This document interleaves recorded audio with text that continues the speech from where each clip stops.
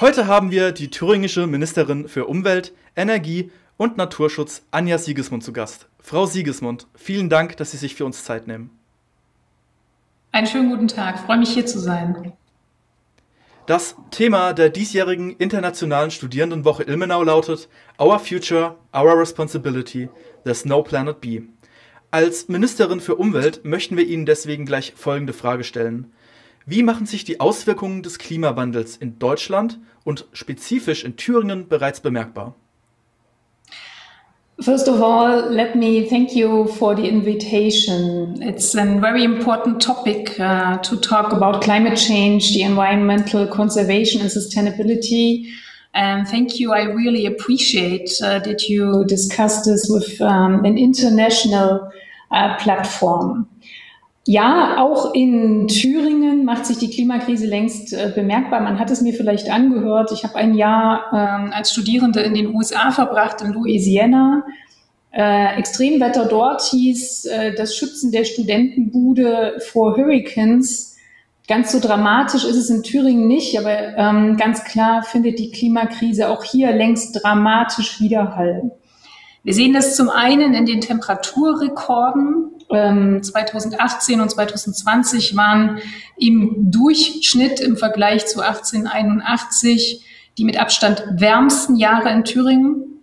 Damit einhergeht, dass wir zum Teil immenses Absinken der Grundwasserspiegel haben. Die Brunnendörfer in Ostthüringen, die weite Teile ihrer Versorgung aus dem Grundwasserspiegel entnommen haben, sind quasi trocken gefallen. Wir mussten dort sehr schnell Anschlüsse voranbringen. Und wir sehen die Klimakrise dramatisch in unseren Wäldern. Thüringen ist ein sehr waldreiches Land. Die Thüringerinnen und Thüringer identifizieren sich mit ihren Wäldern, ihrem Waldreichtum. Hier hinter mir ein Bild entlang des grünen Bandes, wo man sieht, wie intakte Wälder aussehen können. Aber an zu vielen Stellen sehen wir inzwischen bei eigentlich klimarobusten Laubbäumen wie sogar der Buche, dass sie nahezu verdursten. Mit anderen Worten, die Klimakrise ist mit voller Dramatik in Thüringen angekommen. Deswegen ist es so wichtig, jetzt aktiv zu werden. Wo Sie schon davon sprechen, jetzt aktiv zu werden, die nächste Frage bezieht sich konkret auf die aktuelle Regierungsarbeit. Welche Gegenmaßnahmen werden denn aktuell von der Regierung in Thüringen unternommen? Ja, ich darf seit 14 als Umwelt-, Energie- und Naturschutzministerin in Thüringen gerade auch die Klimaschutzfrage entschlossen mit einem tollen Team vorantreiben.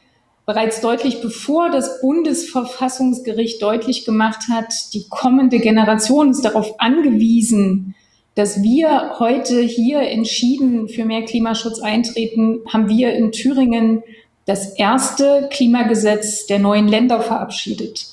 Das war im Jahr 2018, es war eine sehr schwierige, sehr steinige Debatte, die auch durchaus gezeigt hat, dass das Thema eine Weile brauchte, ehe es quasi gesellschaftspolitisch in Thüringen auch wirklich angekommen ist. Wir haben schon dort festgeschrieben, bis 2030 wollen wir 70% der CO2-Emissionen sparen, bis 2040 80% und bis 2050 wollen wir spätestens klimaneutral sein. Das gelingt natürlich nur mit einem konsequenten Ausbau der erneuerbaren Energien. Und wir haben eben nicht nur Ziele verabredet, sondern wir haben noch eine Klimastrategie erarbeitet. Das heißt, mit ganz vielen Akteuren, Wirtschaft, Verbände, Landwirtschaft, Nahverkehrsunternehmen und viele andere haben wir Ziele definiert, wie wir in den einzelnen Bereichen deutlich klimafreundlicher wirtschaften und perspektivisch klimaneutral werden können. So gibt es zahlreiche Förderprogramme. Die Sonne stellt bekanntermaßen keine Rechnung. Also haben wir mit unserem Förderprogramm Solar Invest Anreize geschaffen, damit Eigenheimbesitzer ebenso wie Unternehmen PV oder Solarthermie aufs Dach packen und damit ganz klar erneuerbar Strom oder Wärme gewinnen.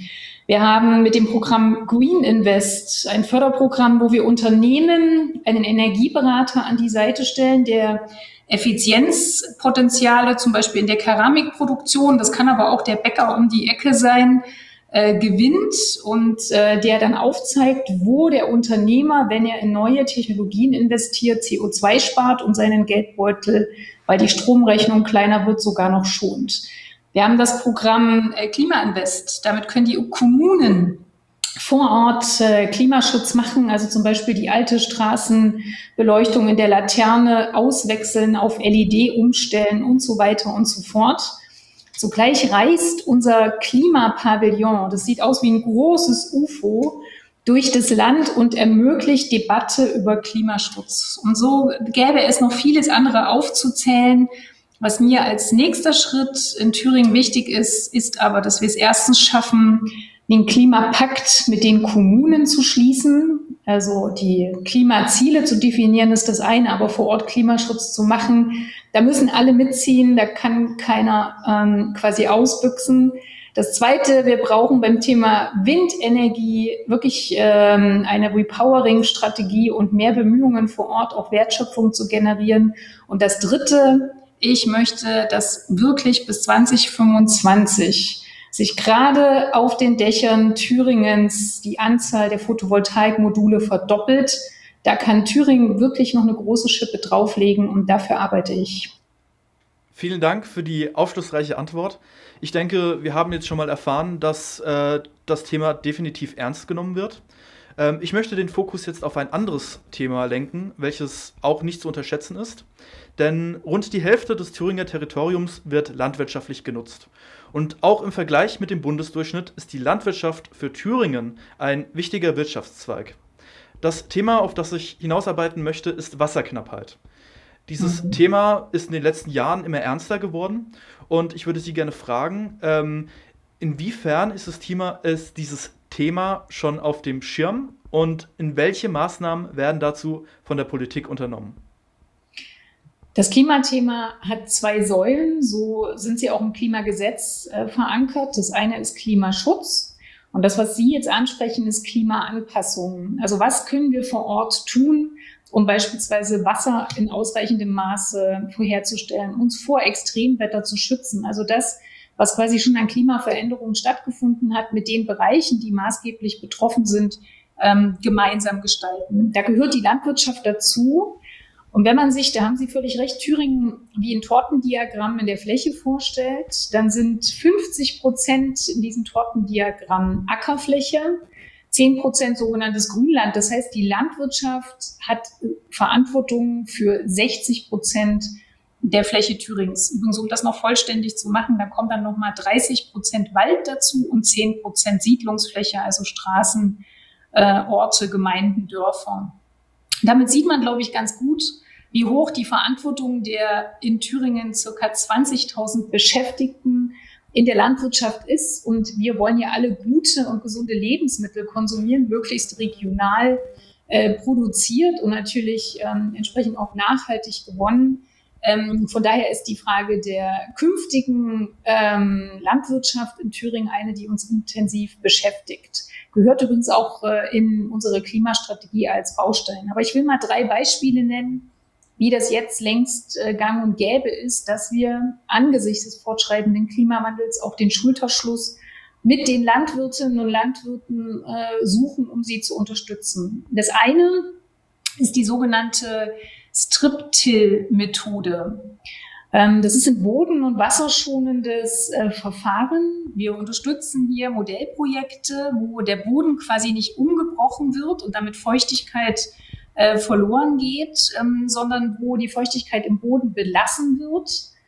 Wir unterstützen so den Humusaufbau und binden CO2. Der zweite Punkt, wir sind im Austausch zur Frage, welche Sorten werden künftig klimaresilienter anzubauen sein, brauchen gegebenenfalls also deutlich weniger Bodenfeuchte. Das dritte, schon jetzt ist unsere Thüringer Fernwasserversorgung dabei, Versorgungsleitungen zu legen, also Fahner Obstsaft beispielsweise oder Äpfel von den Fahner Höhen werden künftig über die Thüringer Fernwasserversorgung Wasser erhalten aus unseren Talsperren. Thüringen ist ein talsperrenreiches, ein wasserreiches Land. Nichtsdestotrotz haben wir in unterschiedlichen Regionen unterschiedliche Niederschlagsmengen. Und wir werden also an der Frage, wie verteilen wir das künftig, eine große Aufgabe zu bewältigen haben. Und da will ich auch direkt zum 4. Punkt kommen und dann auch die Aufzählung erstmal schließen, um die allumfassende Frage, wie das Wasserdargebot der Zukunft aussieht, strukturiert anzugehen, erarbeiten wir derzeit eine sogenannte Niedrigwasserstrategie. Also darin wird die Bestandsaufnahme vorgenommen. Wie geht es um die Wasservorräte? Nochmal, wir sind, wenn es um die Talsperren geht, ein sehr wasserreiches Land, haben auch die entsprechenden Rückhaltebereiche. Aber so wie die Mönche es vor vielen Jahrhunderten schon im Südharz mit dem sogenannten Wasserregal aushandelten, die Frage, wofür ist das Wasser zuerst, die wird zu diskutieren in der Niedrigwasserstrategie auch festzulegen sein. An erster Stelle steht nämlich immer die Frage des Trinkwasserdargebots und dann kommen die ganzen Bereiche im Anschluss. Vielen Dank für Ihre Antwort. Meine nächste Frage handelt sich darum, inwiefern Land und Bund in Thüringen zusammenarbeiten müssen.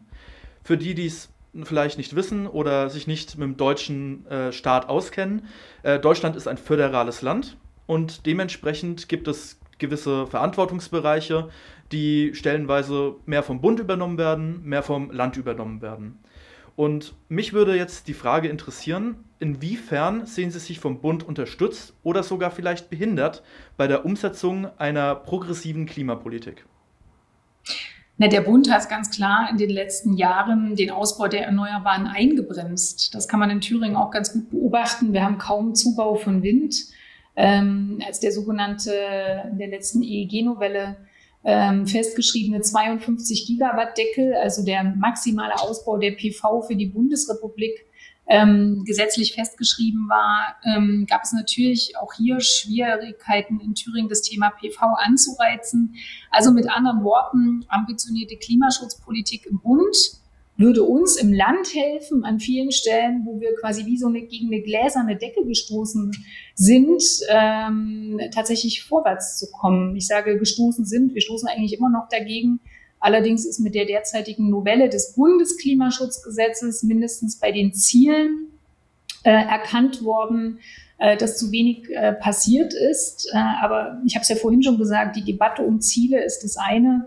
Wir bräuchten eigentlich mehr Rückenwind bei den Maßnahmen. Da will ich das mal klar benennen.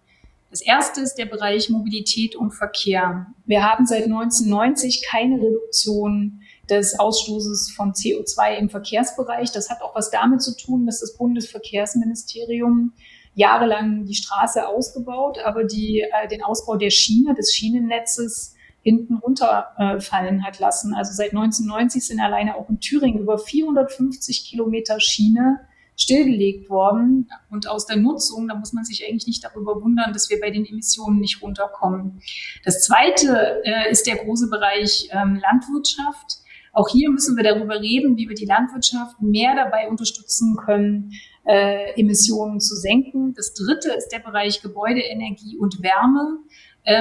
Also auch hier Maßnahmen zu treffen, die den Wohnungsgenossenschaften zum Beispiel helfen, in den Sanierungswellen, die jetzt vor uns liegen, klimaverträgliche zum Beispiel Standards insofern einzufügen, als dass man auf Fernwärme oder Erneuerbare bei der Frage der Wärmeversorgung setzt oder zum Beispiel auf Wärmetauscher oder mit Pellets arbeitet, anstatt mit Öl oder Gas, also anstatt mit fossilen. Das würde helfen. Und da ist der Bund nicht wirklich in Vorhand gegangen, sondern leider zurückhaltend gewesen. Im Übrigen gab es immer viele Ankündigungen, Stichwort Wasserstoffstrategie. Bis heute gibt es, diese Ankündigungen sind ein Jahr alt, zum Teil für das Wasserstoffpaket der Bundesregierung, nicht die entsprechenden Förderrichtlinien. Das heißt, wir würden gerne unsere Kommunen auch dabei unterstützen, vom Ausbau der Erneuerbaren, der Herstellung von Wasserstoff bis hin zur Nutzung. Weil nur dann ist es ja grüner Wasserstoff und wirklich klimafreundlich in LKWs oder Zügen oder bei industriellen Prozessen aus den Puschen zu kommen. Allerdings fehlen die entsprechenden bundespolitischen Rahmenbedingungen. Deswegen haben wir in Thüringen an ganz vielen Stellen nicht gewartet, sondern gemacht. Ich habe das Thüringer Klimagesetz genannt, unsere eigene Klimastrategie, die Frage der Akzeptanzsteigerung durch den Klimapavillon und diverse Förderprogramme. Und im Kleinen mag das aber gar nicht auffallen. Aber dass wir zum Beispiel in Gera autonome Shuttle fahren haben, elektrisch betrieben, oder dass wir in Thüringen ein flächendeckendes Ladenetz für Elektroautos ausgebaut haben, oder jetzt hier in Erfurt die erste vollelektrische Kehrmaschine rollt, Das sind alles kleine Beiträge, die aber am Ende des Tages eins tun: Sie zeigen Klimaschutz, Daseinsvorsorge und Wirtschaftlichkeit. Das geht Hand in Hand. Man muss es nur wollen. Und Rückenwind aus dem Bund würde noch mehr möglich machen. Ich möchte Ihren Punkt mit den kleinen Beiträgen gerne aufnehmen. In der aktuellen Ilmenauer Studierendenwoche ist vor allem das Thema Verantwortung ein sehr wichtiger Punkt. Und man schaut natürlich sehr oft auf die Politik und beobachtet das und kommentiert das. Aber am Ende des Tages muss sich natürlich jeder für sich selber die Frage beantworten: Was kann ich konkret tun, um dagegen zu steuern, um den Klimawandel vielleicht aufhalten zu können? Und deswegen die Frage von mir an Sie: Wie kann man als Bürger auch aktiv werden? Da gibt es ganz viele Möglichkeiten. Das beginnt schon mal damit, dass im September Wahlen sind. Und wenn einem das Thema Klima sehr wichtig ist, dann sollte man da sein Kreuz machen, wo man davon ausgeht, das Thema ist gut aufgehoben. Man kann sich selber zu Hause entscheiden, einen Ökostromtarif zu beziehen oder auf regionale Lebensmittel zu setzen. Man kann überlegen, dass man vielleicht seinem Vermieter mal fragt: Wie sieht denn das aus mit PV-Anlagen hier auf dem Dach? Die werden doch gefördert. Oder, was wir auch fördern, sind Lastenräder.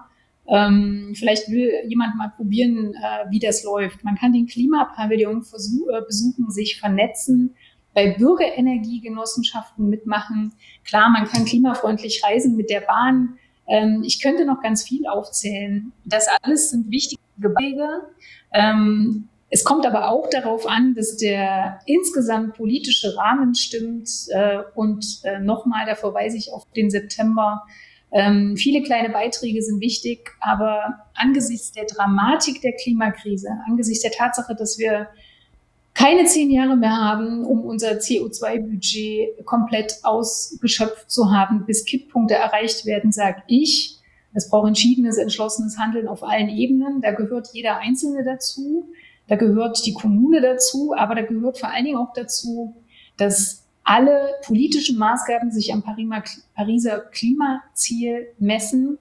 Und das muss auch erkannt werden in den handelnden Akteuren, natürlich auf Bundesebene und in der Umsetzung des sogenannten Green Deals auf der Europaebene. Da braucht es entschiedene Leute vor Ort, um die zu unterstützen. Das kann man, wenn man ihnen ihre Stimme gibt. Ein weiterer Punkt, der natürlich gerade aufgrund der Dringlichkeit der Klimakrise sehr wichtig wäre, ist die Frage, wie wir nicht nur in Thüringen, sondern auch international zusammenarbeiten können, um diese Problematik wirklich aus der Welt zu schaffen. Und da wäre von mir jetzt eine sehr interessante Frage, die mich persönlich auch sehr interessiert: Inwiefern wirkt das Land Thüringen denn unter anderem an internationalen Projekten für den Klimaschutz mit? Ja, leider haben wir kein kleines Außenministerium, was aber nicht heißt, dass wir nicht international aktiv sind. Ich selbst habe an den Weltklimakonferenzen in Bonn und in Katowice teilgenommen. Und wir haben ein intensives Netzwerk, das nennt sich Under 2 MOU Coalition. Kann man nachgucken, findet sich im Netz, Under 2 MOU.